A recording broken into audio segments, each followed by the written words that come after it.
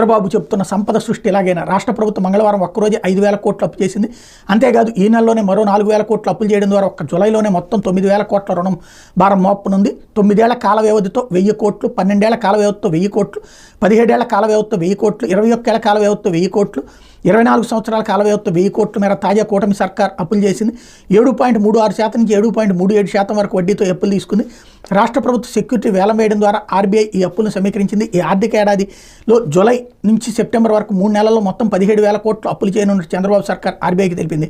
గత మంగళవారం అప్పు చేయిందో పూట గడవదంటూ వైఎస్ జగన్ సర్కార్పై పదే విషం కక్కిన ఎల్లో మీడియా ఇప్పుడు 1,000 కోట్లు అప్పులు రాష్ట్రాన్ని ముంచెత్తుతున్న కిక్కురు మనకపోవడం విస్మయం వ్యక్తమవుతోంది. గత సర్కార్ ఆచితూచి అప్పులు చేస్తే అదేదో మహాపరాధం అన్నట్టుగా నిత్యం గగ్గోలు పెట్టిన వర్గం మీడియాకు తాజా పరిణామాలు కంటికి కనిపించడం లేదని ఆర్థిక నిపుణులు ప్రశ్నిస్తున్నారు. చంద్రబాబు చేస్తున్న అప్పులు సంపద సృష్టిస్తున్నట్టుగా కనిపిస్తున్నాయని ఎద్దేవా చేస్తున్నారు. గత సర్కార్ పరిమితికి లోబడే అప్పులు చేసిన రాష్ట్రం శ్రీలంక మాదిరిగా అయిపోతుందంటూ ఎల్లో మీడియా పదే విషయం